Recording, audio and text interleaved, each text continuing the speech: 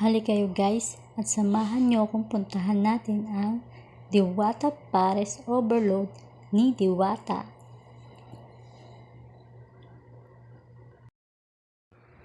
At andito na nga tayo sa matunog at pinag-uusapang Diwata Pares Overload ni Diwata. Halika kayo at samahan niyo akong silipin natin saglit ang mga kaganapan sa loob ng Diwata Pares. Ayan na nga, ang daming kumakain ng Diwata Pares Overload.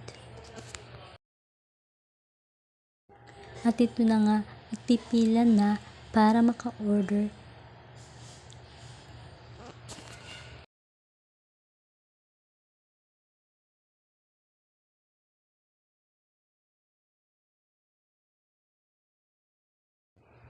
At ayan, busy si Ateng.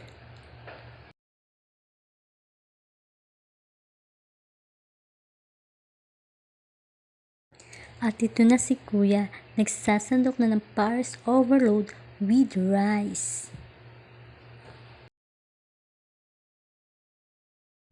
At yun guys, tapos na ang silip saglit natin sa Pares Diwata Overload ni Diwata. Babu!